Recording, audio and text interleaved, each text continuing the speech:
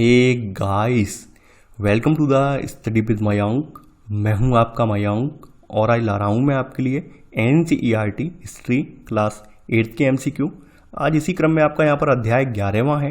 यहां पर हम राष्ट्रीय आंदोलन का संगठन इस अध्याय से संबंधित प्रश्नों को देखेंगे। तो चलिए स्टार्ट करते हैं आज का वीडियो। देखते हैं हमें क्या क्या डिस्कस करना है। यहाँ पर आज का पहला प्रश्न है आपका, 19वीं सदी के अंतिम दशकों में भारत में हुए राष्ट्रवाद के उदय के संदर्भ में निम्नलिखित कथनों पर विचार कीजिए। पूछा गया है कौन सा कथन यहाँ पर सही है। पहला है, धीरे धीरे लोगों को समझ आया भारत का मतलब है यहाँ की जनता यहाँ रहने वाले किसी भी वर्ग, रंग, जाति, पंथ, भाषा या जेंडर वाले तमाम लोगों का घर है। सेकंड, यह एहसास भी सामने आया कि अंग्रेज भारत के संसाधनों व यहाँ के लोगों की जिंदगी पर कब्जा जमाए हुए हैं। अगला है, यह चेतना 1870 और 80 के दशकों में बने राजनीतिक संगठनों में और गहरी हो चुकी थी। देखिए हम यहाँ पर देखते हैं 1857 की आपने क्रांति पढ़ी है। 1857 की क्रांति के कुछ दशकों बाद भारत में यानी भारत के लोगों के मन में ये विचार आने लगा कि वास्तव में भारत का मतलब केवल और केवल राजा या रानी नहीं होता है, बल्कि उससे भी बढ़कर है। भारत का मतलब क्या है? यहाँ की जनता, यहाँ रहने वाले किसी भी वर्ग, रंग, जाति, पंथ, भाषा या जेंडर वाले तमाम लोगों का घर है। देखिए इस चेतना के पीछे बहुत सारे कारण थे, कोई एक कारण नहीं था। उस समय तक कई राष्ट्रवादी नेता उठकर सामने आए हैं और उन राष्ट्रवादी नेताओं ने जब अपने अतीत के भारत का गुणगान किया है कि अतीत में हमारा भारत इस प्रकार का हुआ करता था, लोग कैसे रहा करते थे, कैसे मिलजुल कर हमने अपनी संस्कृति का निर्माण किया था, तब लोगों को भी समझ में आने लगा है कि हमारा भारत वास्तव में बहुत समृद्धशाली भारत रहा है और अंग्रेज हमारे ऊपर कब्जा जमाए हुए हैं। तो यहाँ पहला वाला कथन तो बिल्कुल सही है। ये एहसास भी इन्हें सामने आया है कि भाई अंग्रेज जो हैं वो भारत के संसाधनों, यहाँ के लोगों की ज़िंदगी पर कब्जा जमाए हुए हैं और जब तक यह नियंत्रण खत्म नहीं होता है भारत यहाँ के लोगों का नहीं होगा और ना ही भारतीयों का नहीं हो सकता है जब तक ये कब्जा इनका खत्म नहीं हो जाता है। तो यहाँ सेकंड वाला कथन यहाँ पर बिल्कुल सही है। खास करके आप देखेंगे 1870 और 80 के दशक में तमाम राजनीतिक संगठन बने हैं जिनमें आपको देखने को मिलेगा कि जो राजनीतिक चेतना वाला विचार है ये मुखर रूप से देखने को मिलेगा आपको। तो यहाँ पर आपका तीसरा वाला कथन भी सही है। यहाँ पर तीनों ही कथन आपके सही हैं, तो आंसर है आपका डी, उपरोक्त सभी। दूसरा प्रश्न है अब आपका, सूची 1 को सूची 2 से सम्मिलित कीजिए तथा नीचे दिए गए कूट का प्रयोग करके सही उत्तर चुनिए। एक तरफ राजनीतिक संगठन है और दूसरी तरफ उनका स्थापना वर्ष है। इसमें पहला है आपका पूना साधनिक सभा। ठीक है, इसकी स्थापना जो हुई थी 1867 में हुई थी स्थापना, और स्थापना करने वालों में महादेव गोविंद रानाडे और गणेश वासुदेव जोशी हैं। अगला है इसमें आपका है इंडियन एसोसिएशन यानी कि भारत संघ। भारत संघ की स्थापना 1876 में हुई थी और इसकी स्थापना करवाने वालों में सुरेंद्रनाथ बनर्जी और इनके सहयोगी हैं आनंद मोहन बोस। तो इनके सहयोग से इन्होंने कलकत्ता के अल्बर्ट हॉल में इसकी स्थापना की थी। इसके बाद आपका अगला है मद्रास महाजन सभा। मद्रास महाजन सभा की स्थापना जो हुई है 1884 में हुई है और इसकी स्थापना करवाने वालों में M.B. राघवाचारी, G. सुब्रमण्यम अय्यर और P. आनंद चार्लू हैं। अगला है आपका इसमें मुंबई प्रेसिडेंसी एसोसिएशन। इसकी स्थापना जो हुई है 1885 में हुई है और संस्थापना करवाने वालों में फिरोज शाह मेहता, बदरुद्दीन तैयब जी और K.T. तेलंग ने इनकी स्थापना की है। तो आपका यहाँ पर आंसर होगा यहाँ पर सेकंड का आपका A, यानी कि पहले का दूसरा, दूसरे का तीसरा, C का चौथा और D का पहला। तो आंसर है यहाँ पर आपका A। तीसरा प्रश्न है अब आपका, 1870 और 80 के दशकों में ब्रिटिश सरकार द्वारा पारित विभिन्न कानूनों के संदर्भ में निम्नलिखित कथनों पर विचार कीजिए। पूछा गया है कौन सा कथन यहाँ पर सही नहीं है, यानी गलत कौन सा है। पहला है 1878 में आर्म्स एक्ट पारित किया गया जिसमें प्रावधान था कि भारतीय अपने पास हथियार नहीं रख सकते हैं। अगला है 1879 में वर्नाकुलर प्रेस एक्ट पारित करके सुनिश्चित किया गया कि यदि किसी अखबार में कोई आपत्तिजनक चीज छपती है तो सरकार उसकी प्रिंटिंग प्रेस सहित सारी संपत्ति जब्त कर सकती है। अगला है इलवर्ट बिल में प्रावधान किया गया कि भारतीय न्यायाधीश ब्रिटिश या यूरोपीय व्यक्तियों के मुकदमे नहीं सुन सकते हैं।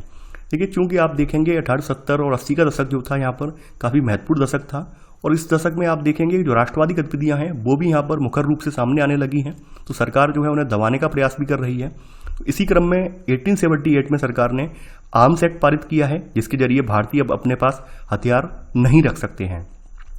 इसी साल यानी कि यहाँ पर गलत लिखा हुआ है 1879 में नहीं बल्कि 1878 में यहाँ पर सरकार ने प्रेस पर प्रतिबंध लगाने के लिए वर्नाकुलर प्रेस एक्ट जारी किया है। वर्ना प्रेस सर्कुलर प्रेस एक्ट के तहत क्या था कि कोई भी अखबार अगर ब्रिटिश शासन के खिलाफ लिखता था तो उसकी सारी संपत्ति जब्त कर ली जाती थी। तो यहाँ पर आपका सेकंड वाला कथन गलत हो जाएगा। यहाँ पर लिखा हुआ है 1879 में नहीं, 1878 में ये एक्ट लाया गया था। अगला है इलबर्ट बिल। देखिए इलबर्ट बिल जो था 1883 में लाया गया था, यानी कि इलबर्ट बिल 1883 में लाया गया था। और लाने का इसका रीजन, जो प्रयोजन था लाने का, वो ये था एक जो भारतीय न्यायाधीश हैं इनके बीच समानता स्थापित की जाए। पहले क्या था कि पहले जो भी ब्रिटिश व्यक्ति जो भारत में काम कर रहे हैं उनसे संबंधित कोई भी मामला होता था तो उसकी सुनवाई केवल यूरोपीय जज ही कर सकते थे। लेकिन इलबर्ट बिल के जरिए क्या था कि यहाँ पर मान लीजिए कोई भारत में काम करने वाला अंग्रेज है और उसने कोई अपराध किया है तो उस अपराध के लिए उसकी सुनवाई जो है केस की यहाँ पर अब भारतीय न्यायाधीश भी कर सकता था। लेकिन चूंकि उस समय इसका बहुत ज़बरदस्त हंगामा हुआ, जो यूरोपीय नागरिक थे उन्होंने इसका बहुत ज़बरदस्त हंगामा किया और हंगामा करने की वजह से क्या हुआ कि मजबूरी में सरकार को ये इलबर्ट बिल वापस लेना पड़ा। हालांकि फिर उसके बाद भारतीयों ने भी इसका काफ़ी विरोध किया, क्योंकि भारतीय चाहते थे कहीं ना कहीं समानता स्थापित हो। बाद में बात भारतीयों को मालूम पड़ी तो भारतीयों ने भी इसका बहुत ज़्यादा विरोध किया। तो यहाँ पर तीसरा वाला कथन गलत हो जाएगा, क्योंकि यहाँ पर लिखा हुआ है इलबर्ट बिल में प्रावधान किया गया कि भारतीय न्यायाधीश ब्रिटिश या यूरोपीय व्यक्तियों के मुकदमे नहीं सुन सकते हैं। देखिए ऐसा नहीं है, वो सुन सकते थे इसके तहत। यहाँ पे पूछा गया है कौन सा कथन आपका सही नहीं है, केवल सेकंड और थर्ड कथन आपका सही नहीं है, तो आंसर होगा आपका बी, केवल 2 और 3। चौथा प्रश्न है अब आपका, कांग्रेस की स्थापना के संदर्भ में निम्नलिखित कथनों पर विचार कीजिए। पूछा गया है कौन सा कथन यहाँ पर सही है। पहला है 1885 में देश भर के 72 प्रतिनिधियों ने सूरत में सभा करके भारतीय राष्ट्रीय कांग्रेस की स्थापना का फैसला लिया। संगठन के प्रारंभिक नेता दादा भाई नौरोजी, फिरोज शाह मेहता, बदरुद्दीन तैयब जी, W.C. बनर्जी, सुरेंद्रनाथ बनर्जी, रोमेश चंद्र दत्त और S. सुब्रमण्यम अय्यर थे।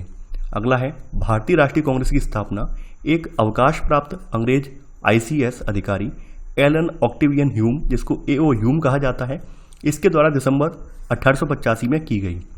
देखिए यहाँ पर आप देखेंगे कि 1885 में देश भर के 72 प्रतिनिधि इकट्ठे हुए हैं और ये सूरत में नहीं बल्कि ये बम्बई में इकट्ठे हुए हैं। तो बम्बई में इकट्ठे होने के उपरांत इन लोगों ने भारतीय राष्ट्रीय कांग्रेस की स्थापना का फैसला किया है। तो पहला वाला कथन यहाँ पर गलत हो जाएगा। संगठन के जो प्रारंभिक नेता हैं वो दादा भाई नौरोजी हैं, फिरोज शाह मेहता हैं, यानी ये सभी लोग संगठन के प्रारंभिक नेता थे। कांग्रेस की स्थापना करवाने के पीछे कहीं ना कहीं ब्रिटिश सरकार का हाथ था और ब्रिटिश सरकार ये चाहती थी कि जो उस समय 1870 के दशक में जो राष्ट्रवादी गतिविधियां एक बार से फिर से उग्र होने चली थी, तो सरकार को कहीं ना कहीं डर था, ब्रिटिश सरकार के मन में ये भय था कि कहीं ऐसा ना हो कि 1857 वाला विद्रोह फिर से कहीं ना कहीं भड़क जाए। तो उन्होंने इस उद्देश्य से एक संगठन की स्थापना करवाने का यहाँ पे फैसला किया है। और यहाँ पर कांग्रेस की स्थापना जो है सेफ्टी वॉल्व सिद्धांत के तौर पर की गई है। यानी कि आप जानते होंगे सेफ्टी वॉल्व का मतलब क्या होता है कि मान लीजिए जब भी कभी कोई दबाव बढ़ता है तो सेफ्टी वॉल्व जो होता है उससे एयर निकल जाती है और दबाव कम हो जाता है और आप देखेंगे कहीं ना कहीं ब्लास्ट होने से वो बच जाता है। खास करके ये जो आपका प्रेशर कुकर होता है, प्रेशर कुकर में भी सेफ्टी वॉल्व दिया जाता है। तो इसी तौर पर यहाँ पर आप देखेंगे कांग्रेस की स्थापना जो थी वो सेफ्टी वॉल्व सिद्धांत के तौर पर की गई थी। यानी कि जनता को कहीं ना कहीं ये लगे कि हमारा कोई संगठन है जो कि लगातार सरकार से बात कर रहा है और हमारी मांगों को उनके सामने रख रहा है। तो ऐसे करके जनता जो है शांत बनी रहेगी। तो इस उद्देश्य से इन्होंने, इनका एक अधिकारी है, अंग्रेज ICS ऑफिसर है A.O. ह्यूम, इसके द्वारा इसकी स्थापना करवाई गई है। तो यहाँ पर सी वाला कथन भी आपका सही है। यहाँ पर आपका चौथे का B और C कथन सही है। आंसर है यहाँ पर C, केवल 2 और 3। यहाँ पर आप देखेंगे यहाँ पर जो इसके प्रथम अधिवेशन हुआ है, प्रथम अधिवेशन के अध्यक्ष जो हैं वो व्योमेश चंद्र बनर्जी हैं और इसके सचिव जो थे वो A.O. ह्यूम थे। 5वां प्रश्न है अब आपका, poverty and un-British rule in India निम्नलिखित में से किसके द्वारा लिखित पुस्तक है। दादा भाई नौरोजी, महात्मा गांधी, सुब्रमण्यम अय्यर, बदरुद्दीन तैयब जी। देखिए यहाँ पर poverty and un-British rule in India जो है वो दादा भाई नौरोजी के द्वारा लिखित पुस्तक है और इसमें इन्होंने ब्रिटिश शासन के जो आर्थिक परिणाम हैं इनकी बहुत तीखी आलोचना की गई है। और ये आपकी एक पहली ऐसी पुस्तक है जिसने भारत की प्रति व्यक्ति आय का अनुमान लगाया है। यानी सबसे पहले भारत में प्रति व्यक्ति आय का अनुमान लगाने वाले दादा भाई नौरोजी ही थे। तो यहाँ पर आप देखेंगे इन्होंने पूरा इसका क्रिटिकली यहाँ पे आलोचना की है इसमें, यानी सरकार के बारे में आलोचना की है कि सरकार ने हमारे भारत को क्या क्या क्षति पहुंचाई है, इस पूरा बताया है। नौरोजी व्यवसायी थे, प्रचारक थे, इसके अलावा ये लंदन में भी रहते थे, कुछ समय के लिए ये ब्रिटिश संसद के सदस्य भी रहे थे। 6वां प्रश्न है अब आपका, अपने शुरुआती सालों में कांग्रेस द्वारा अपने उद्देश्यों के प्रति अपनाए गए मध्यमार्गी रवैये के संदर्भ में निम्नलिखित में से कौन सा कथन सही नहीं है। पहला है, कांग्रेस का आग्रह था कि विधान परिषदों में भारतीयों को ज़्यादा जगह दी जाए, परिषदों को ज़्यादा अधिकार दिए जाएं और जिन प्रांतों में परिषदें नहीं हैं वहाँ उनका गठन किया जाए। अगला है, कांग्रेस चाहती थी कि सरकार में भारतीयों को भी ऊंचे पद दिए जाएं। इस काम के लिए उसने मांग की कि सिविल सेवा के लिए जो है लंदन के साथ साथ भारत में भी परीक्षा आयोजित की जाए। मध्यमार्गी नेता जनता को ब्रिटिश शासन के अन्यायपूर्ण चरित्र से अवगत कराना चाहते थे। उन्होंने अखबार निकाले हैं, लेख लिखे हैं। मध्यमार्गियों को लगता था कि अंग्रेज स्वतंत्रता व न्याय के आदर्शों का सम्मान नहीं करते हैं, इसलिए वे भारतीयों की न्याय संगत मांगों को स्वीकार नहीं करेंगे। देखिए, आप ये देखेंगे कि अपने शुरुआती सालों में कांग्रेस को मध्यमार्गी पार्टी कहा गया है। यानी आप ये देखेंगे कांग्रेस ने कोई बड़ा आंदोलन या कोई बड़ी हड़ताल या सरकार के खिलाफ सड़कों पर आकर अपना कोई जन आंदोलन नहीं छेड़ा है। केवल पत्राचार वाला माध्यम चला है। यानी अपनी मांगों को लिखकर ये एक लेटर जारी कर देते थे, इश्यू जारी कर देते थे कि भाई ये हमारी मांगे हैं, आप ये मान लीजिए। यानी कि कह सकते हैं आग्रह करते थे, अनुनय विनय करते थे। एक्टिव रूप से जिस तरह से आप देखेंगे बाद के समय में 1905 के बाद कांग्रेस का प्रदर्शन जो है उग्र होने लगा है, उस तरह के प्रदर्शन नहीं हुए हैं। इसलिए इसे जो है शुरुआती सालों में मध्यमार्गी पार्टी की संज्ञा की दी गई है। आप ये देखेंगे कांग्रेस ने ये भी डिमांड की है कि यहाँ पर परिषदों का गठन किया जाए और परिषदों में भारतीयों को ज़्यादा जगह दी जाए। परिषद का मतलब होता है प्रशासकीय सलाहकारी जो है दायित्व निभाने वाली जो है मनोनीत या निर्वाचित संस्था होती है परिषद। तो यहाँ पर पहला वाला कथन बिल्कुल सही है। दूसरी बात यह थी कि उस समय जो सिविल सेवा परीक्षा थी वो लंदन में आयोजित होती थी। तो इस वजह से आप देखेंगे कि इसमें भारतीय लोग शामिल नहीं हो पाते थे। खास करके जितने भी आपके अधिकारी होते थे, जितने भी यहाँ पर कलेक्टर वगैरह होते थे, वो यूरोपियन होते थे। तो इन्होंने ये भी डिमांड की है कि अब जो परीक्षा होनी चाहिए वो लंदन के साथ साथ भारत में भी होनी चाहिए। तो यहाँ पर बी वाला कथन बिल्कुल सही है। हम जैसा कि हम पहले कह चुके हैं कि कांग्रेस शुरुआत में मध्यमार्गी पार्टी रही है। तो मध्यमार्ग का तरीका वही होता है कि अखबार में लेख लिखना, अपने पत्रिका वगैरह निकालना। तो इन्होंने वही किया है। यानी इन नेताओं ने अपने अखबार निकाले हैं, लेख लिखे हैं, ताकि वो सरकार का विरोध दर्ज करवा सकें। इसके अलावा यहाँ पर मध्यमार्गियों के मन में सबसे बड़ी बात ये थी, उन्हें ये लगता था कि अंग्रेज स्वतंत्रता और न्याय के आदर्शों का सम्मान करते हैं। यानी नहीं के मतलब नहीं है, इनका मतलब ये था कि भाई अंग्रेज जो है स्वतंत्रता न्याय के आदर्शों का सम्मान करते हैं और वे भारतीयों की न्याय संगत मांगों को स्वीकार कर लेंगे, ऐसा इनको लगता था। यानी इन्होंने ये कभी नहीं सोचा शुरुआत में कि ये कांग्रेस जो अंग्रेज हैं वो जो है हमारी मांगों को स्वीकार नहीं करेंगे या फिर स्वतंत्रता या न्याय के आदर्शों का सम्मान नहीं करेंगे। इस तरह की बात इनके मन में नहीं थी। इनको ये लगता था कि अंग्रेज बढ़िया हैं, यानी अच्छे हैं, और ये जो भारतीयों को सभ्य भी बना रहे हैं। साथ साथ ये एक समय ऐसा आएगा कि ये लोग हमारी मांगों को मान लेंगे और हमारा राष्ट्र लौटा देंगे, ऐसा इनका सोचना था। तो यहाँ पर डी वाला कथन गलत हो जाएगा। यानी इनकी जो है कांग्रेस की जो है ब्रिटिश सरकार के लिए पॉजिटिव सोच थी, ना कि नेगेटिव। तो यहाँ पर छठवें का जो कथन गलत होगा वो है डी वाला। देखिए, सातवां प्रश्न है अब आपका, स्वतंत्रता मेरा जन्मसिद्ध अधिकार है और मैं इसे लेकर रहूंगा। उपर्युक्त कथन निम्नलिखित में से किसका है? गोपाल कृष्ण गोखले, लाला लाजपत राय, बाल गंगाधर तिलक, सुरेंद्रनाथ बनर्जी। देखिए, हम ये देखते हैं 1890 के दशक तक यहाँ पर बहुत सारे कांग्रेस के लोग जो हैं या कांग्रेस के जो कार्यकर्ता हैं वो इसके राजनीतिक तौर तरीकों पर सवाल उठाने लगे थे कि उन्हें लगने लगा था कि कांग्रेस का जो प्रक्रिया है बहुत ज़्यादा स्लो है, कांग्रेस जो है एक्टिवली कुछ कर नहीं पा रही है। तो इसी क्रम में आप देखेंगे यहाँ पर एक उग्रवादी या हम कह सकते हैं गर्मपंथ वाले नेता हैं बाल गंगाधर तिलक। तो इन्होंने साफ साफ अपना कथन दे दिया है कि स्वतंत्रता मेरा जन्मसिद्ध अधिकार है और मैं इसे लेकर रहूंगा। तो सातवें का आंसर होगा आपका सी वाला।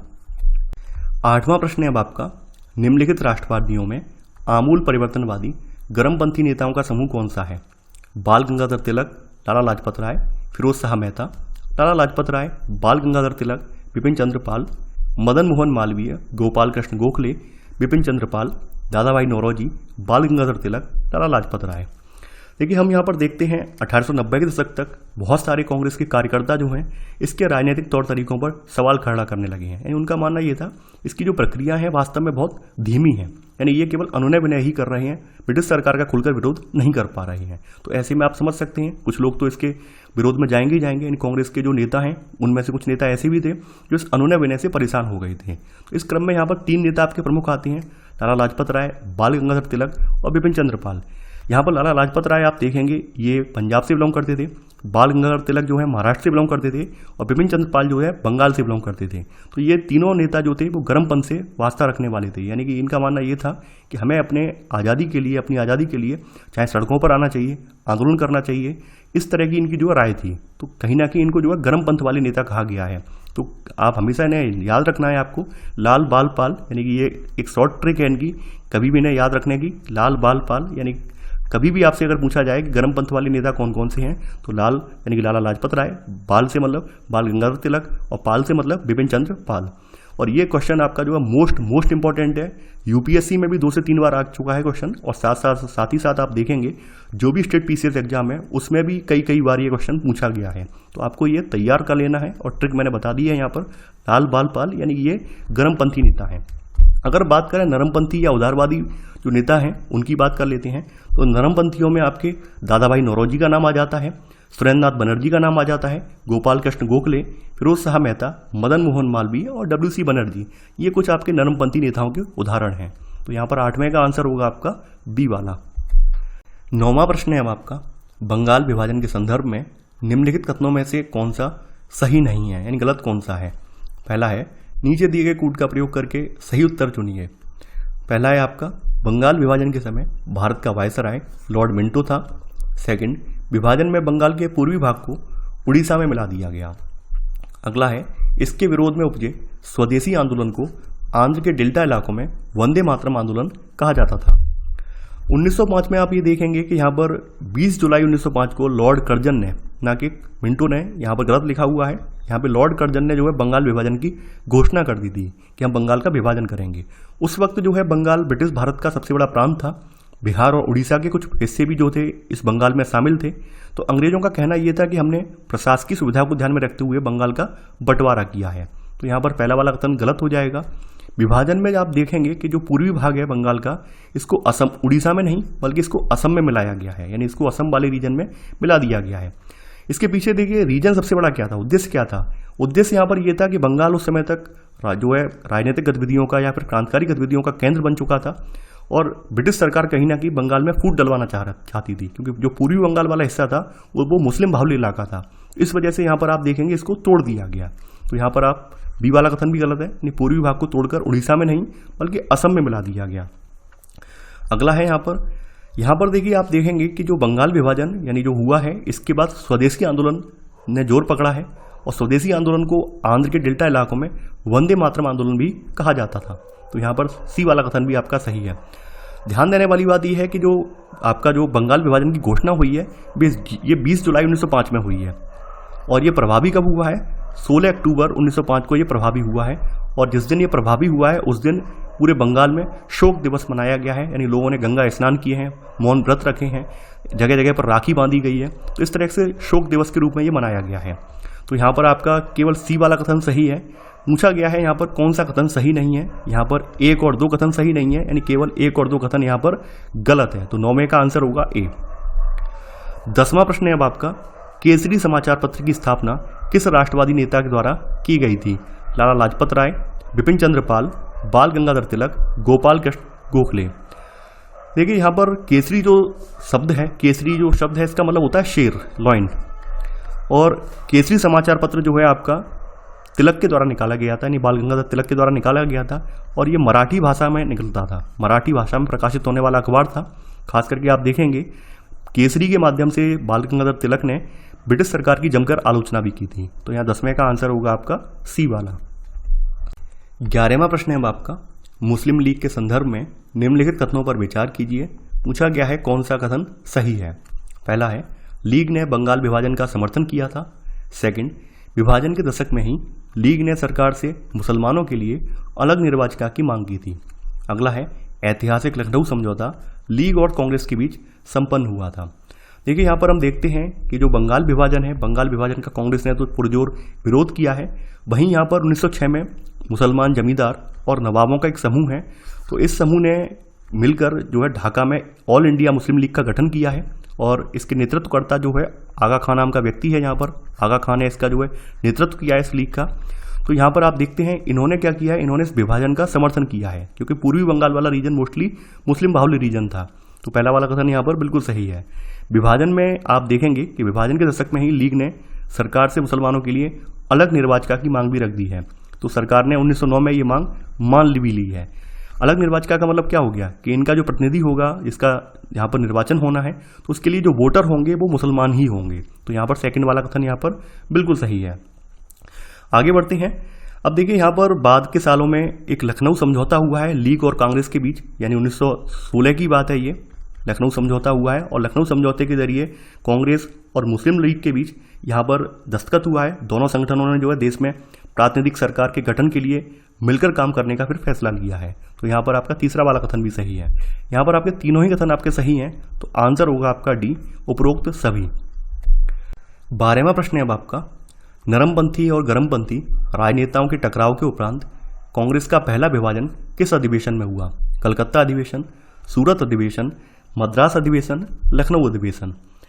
देखिए 1907 की बात है। 1907 में जो सूरत अधिवेशन है, इसकी अध्यक्षता को लेकर उदारवादी और जो उग्रवादी हैं, इन नरमपंथी और गरमपंथी जिन्हें कहा जाता है, इन लोगों में विवाद हो गया।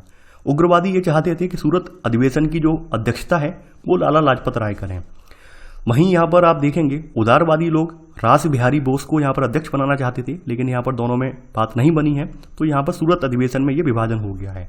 हालांकि सूरत अधिवेशन की जो अध्यक्षता है वो रास बिहारी बोस ने की है, यानी सूरत अधिवेशन की अध्यक्षता करने वाले व्यक्ति जो हैं रास बिहारी बोस हैं। तो ये आप ध्यान रखना, कांग्रेस का पहला विभाजन आपका सूरत अधिवेशन में हुआ है। तो 12वें का आंसर होगा आपका बी वाला।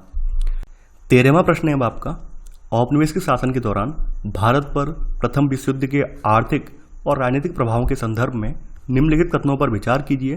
पूछा गया है कौन सा कथन यहाँ पर सत्य है। पहला है, इस युद्ध की वजह से ब्रिटिश भारत सरकार के रक्षा व्यय में भारी इजाफा हुआ था। सेकंड, सैनिक व्यय में इजाफे तथा युद्धक आपूर्ति की वजह से जरूरी कीमतों की चीज़ों में भारी उछाल आया। अगला है, युद्ध के दौरान भारतीय उद्योगों का विनाश हुआ और भारतीय व्यावसायिक समूह विकास के लिए अधिक अवसरों की मांग करने लगे। अगला है, बहुत सारे सिपाही युद्ध के बाद साम्राज्यवादी शक्तियों के शोषण की समझदारी लेकर लौटे। फलस्वरूप ये लोग भी भारत में औपनिवेशिक शासन का विरोध करने लगे।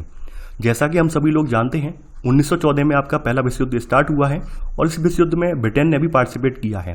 तो ब्रिटेन ने जब इस युद्ध में हिस्सा लिया है, तो इस युद्ध को लड़ने के लिए ब्रिटेन को जो भी संसाधनों की जरूरत पड़ी है, तो वो संसाधन ये लोग भारत से लेकर गए हैं। चाहे वो सैनिक हों, चाहे वो आपूर्ति से संबंधित हों या फिर अन्य संसाधन हो, ये कहीं ना कहीं ये भारत से भी इन्होंने इसका दोहन किया है।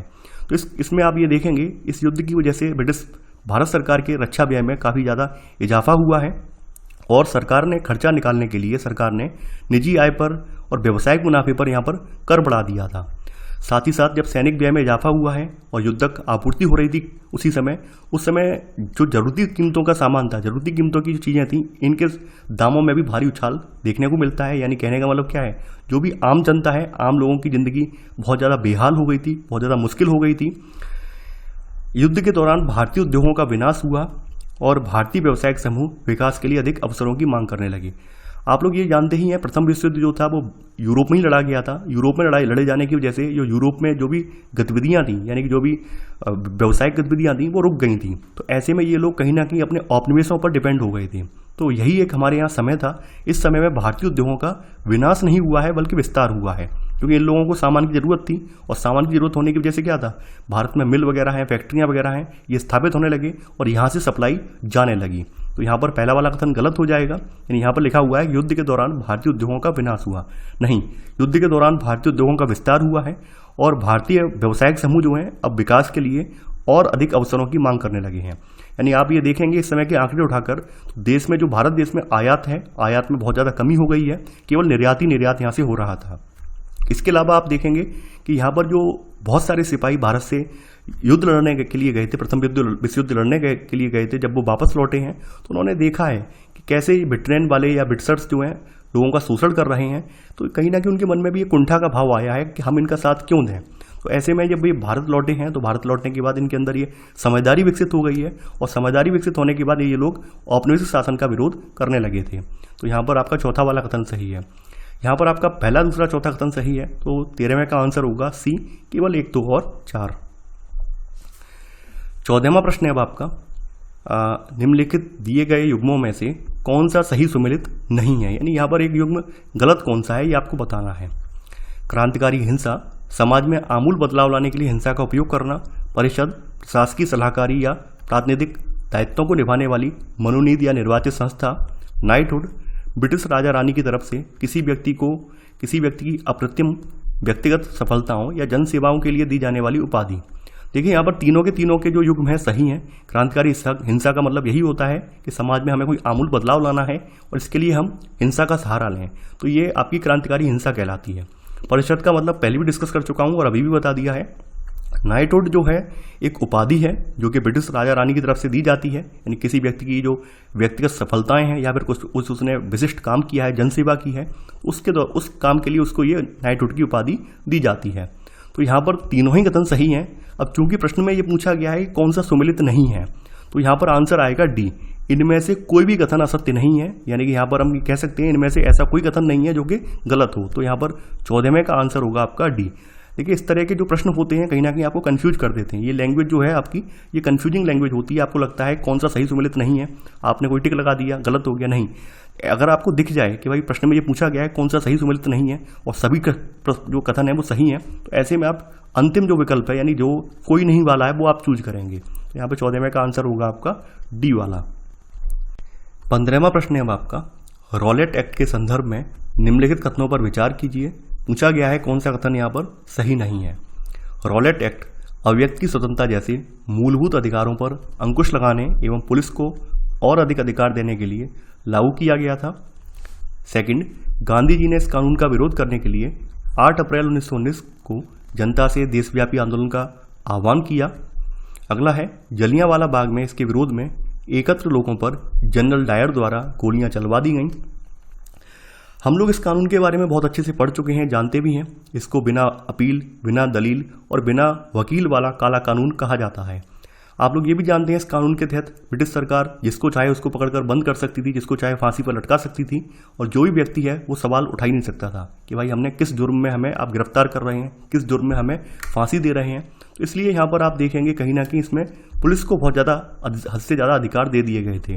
तो पहला वाला कथन यहाँ बिल्कुल सही है कि रॉलेट एक्ट जो है तो अव्यक्त की स्वतंत्रता जैसे मूलभूत अधिकारों पर अंकुश लगाने और पुलिस को और अधिक अधिकार देने के लिए ये लागू किया गया था।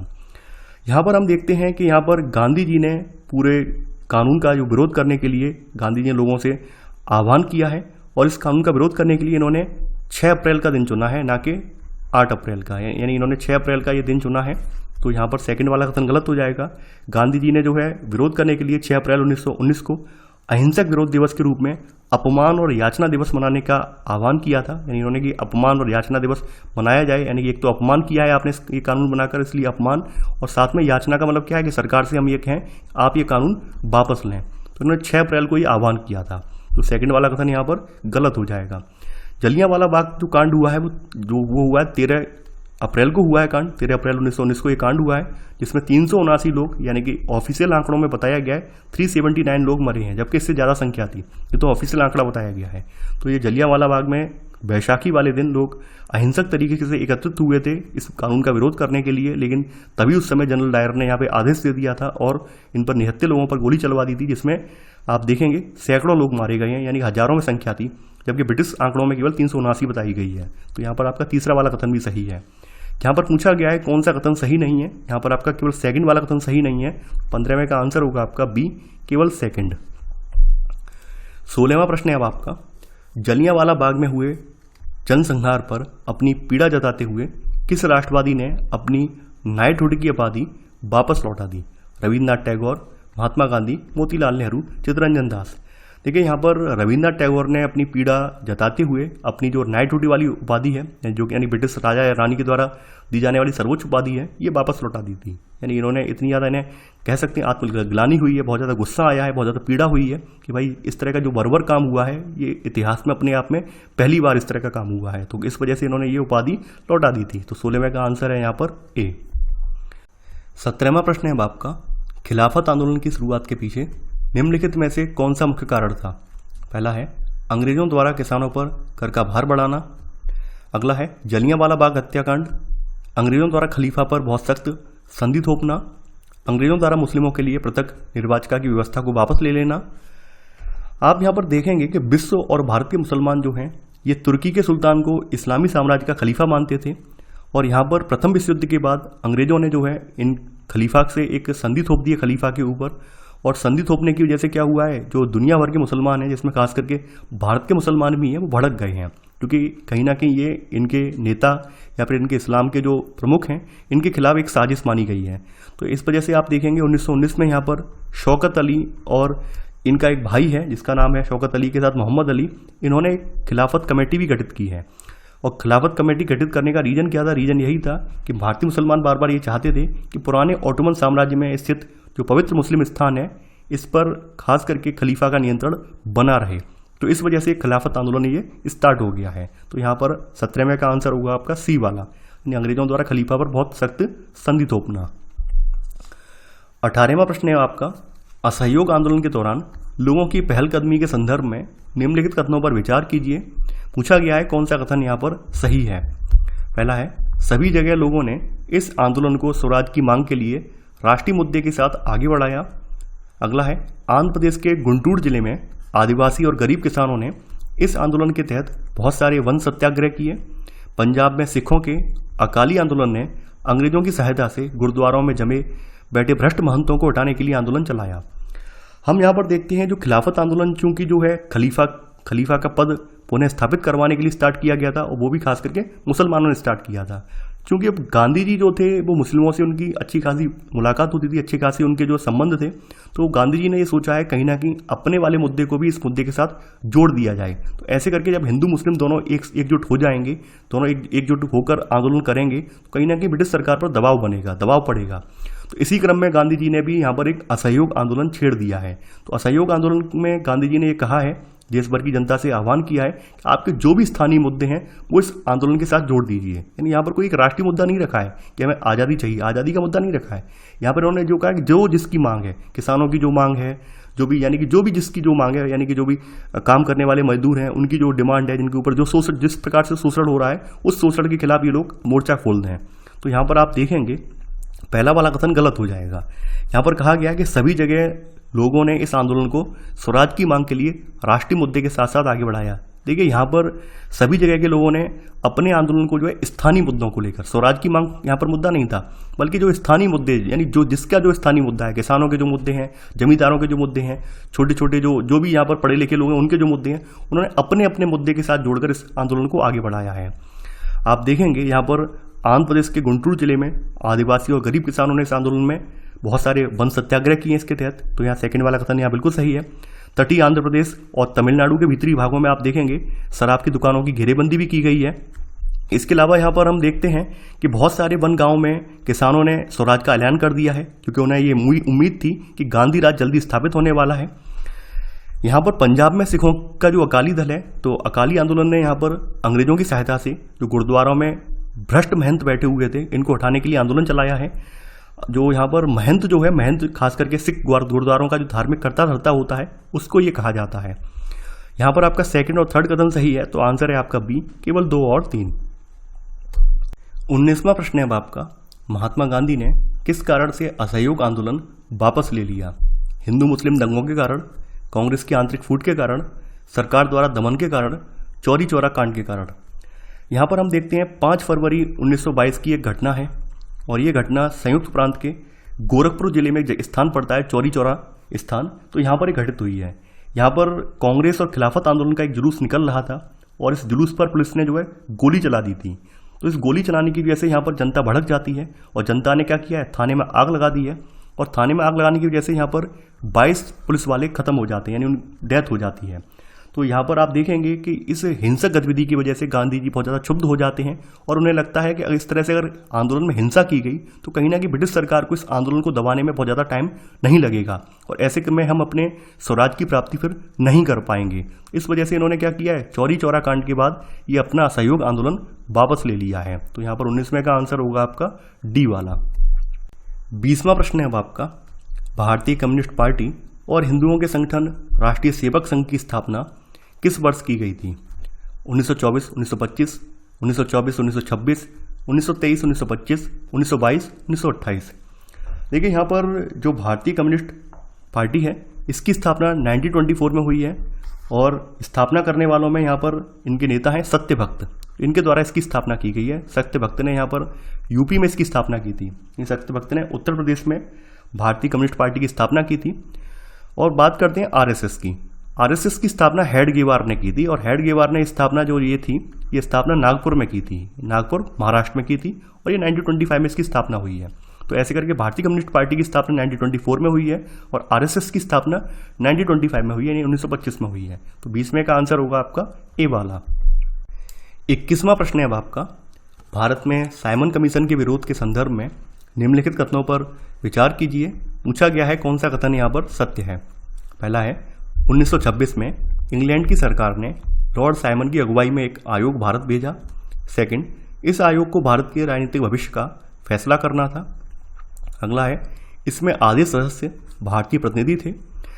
यहाँ पर देखिए ये आयोग जो है ये 1927 में आया है, 1927 में आया है, ना कि 1926 में।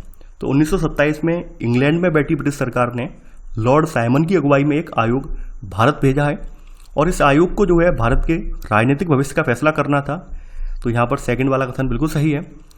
हालांकि इस आयोग में एक भी भारतीय प्रतिनिधि नहीं था और इस वजह से इस आयोग का विरोध हो रहा था, यानी साइमन गो बैक वाले जो नारे लग रहे थे वो इसी वजह से लग रहे थे क्योंकि इसे भारत के भविष्य का फैसला करना है और ऊपर से इसमें एक भी व्यक्ति जो है भारतीय नहीं है। तो इस वजह से यहाँ पर तीसरा वाला कथन गलत हो जाएगा। यहाँ पर कहा गया है इसमें आधे सदस्य भारतीय प्रतिनिधि थे, नहीं, इसमें एक भी कोई भारतीय प्रतिनिधि नहीं था और इस फैसले की वजह से भारत में भारी असंतोष पैदा हुआ।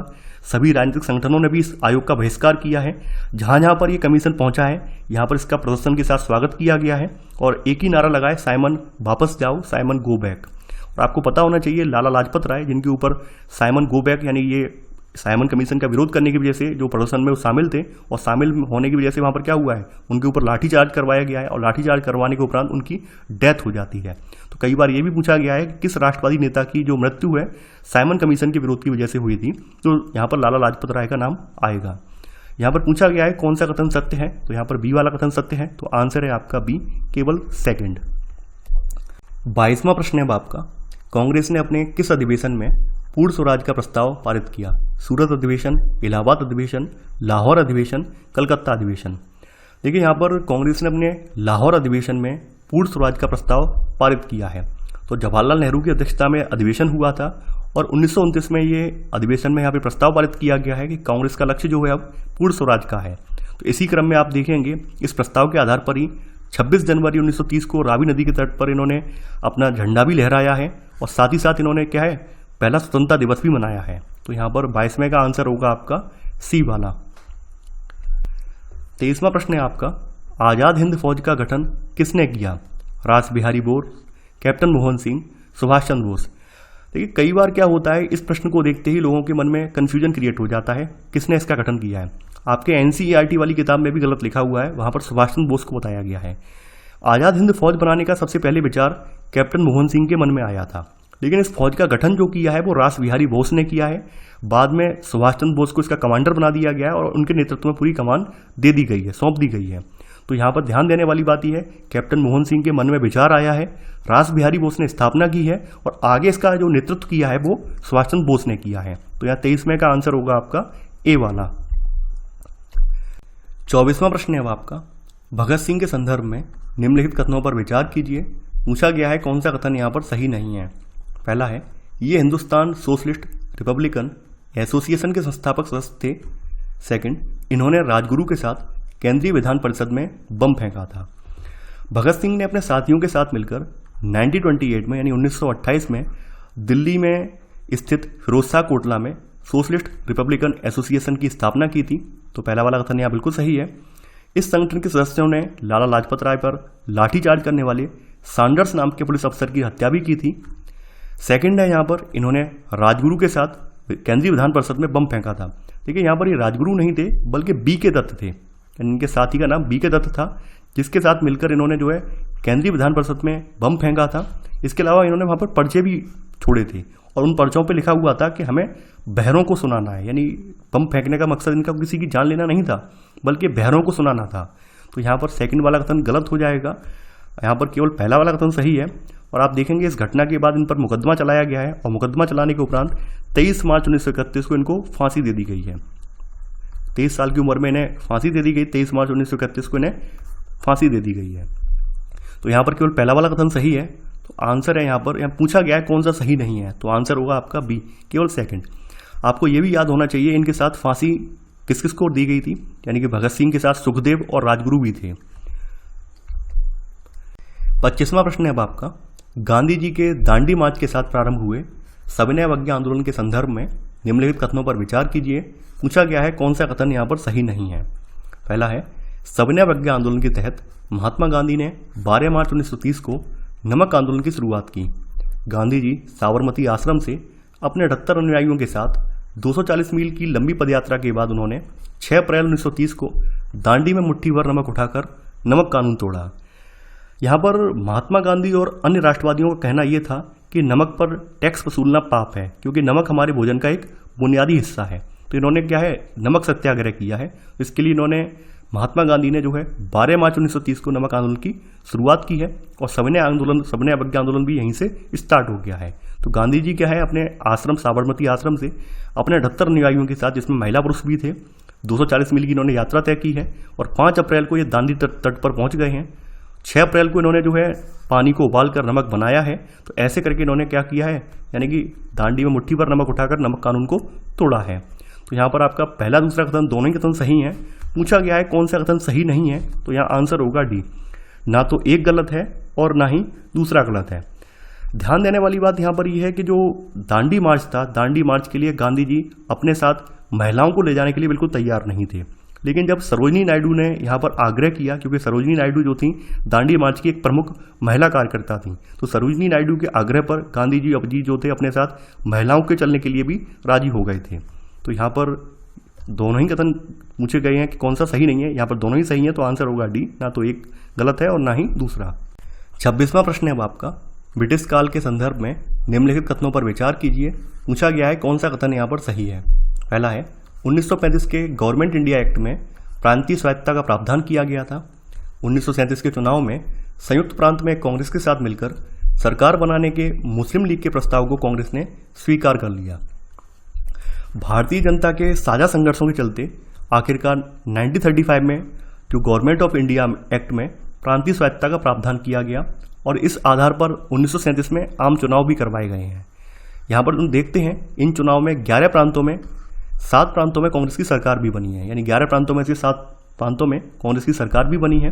हालांकि इन चुनाव के बाद मुस्लिम लीग जो है वो थोड़ा अलग चला गया है, यानी इन चुनाव में लीग को इस बात का यकीन हो गया है कि यहाँ पर मुसलमान अल्पसंख्यक हैं और किसी भी लोकतांत्रिक संरचना में उन्हें हमेशा गौड़ भूमिका निभानी होगी।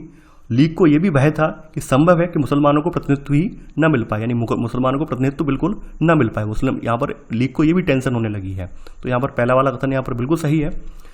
1937 में मुस्लिम लीग जो है संयुक्त प्रांत में कांग्रेस के साथ मिलकर सरकार बनाना चाहती थी, लेकिन कांग्रेस ने इस प्रस्ताव को स्वीकार नहीं किया और जिससे क्या हुआ है, कांग्रेस और लीग के मध्य जो है फासला बढ़ता चला गया है। तो यहाँ पर सेकंड वाला कथन गलत हो जाएगा। कांग्रेस ने इस प्रस्ताव को स्वीकार कर लिया है, गलत है। कांग्रेस ने इस प्रस्ताव स्वीकार नहीं किया है। तो यहाँ पर आपका केवल पहला वाला कथन सही है। तो 26वें का आंसर होगा आपका ए। 27वां प्रश्न है अब आपका, कैबिनेट मिशन के संदर्भ में निम्नलिखित कथनों पर विचार कीजिए। पूछा गया है कौन सा कथन यहाँ पर सही है। पहला है इसमें अलग पाकिस्तान की मांग अस्वीकार कर दी गई थी।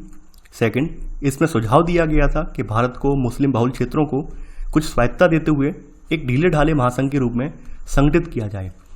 1946 में यहाँ पर ब्रिटिश कैबिनेट ने मुस्लिम लीग की पाकिस्तान मांग का अध्ययन करने के लिए और स्वतंत्रता के लिए एक सही राजनीतिक व्यवस्था सुझाने के लिए एक 3 सदस्यीय मिशन भारत के लिए भेजा है। इसे कैबिनेट मिशन के नाम से जाना गया है।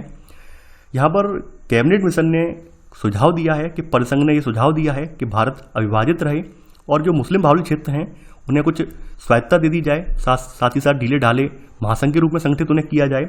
और इन्होंने जो मुस्लिमों की मांग थी, यानी कि पाकिस्तान की अलग मांग जो कर रहे थे, इसको पूरी तरह से अस्वीकार कर दिया। तो यहाँ पर पहला कथन और दूसरा कथन दोनों ही कथन सही हैं। तो आंसर होगा आपका सी, यानी 1 और 2 दोनों।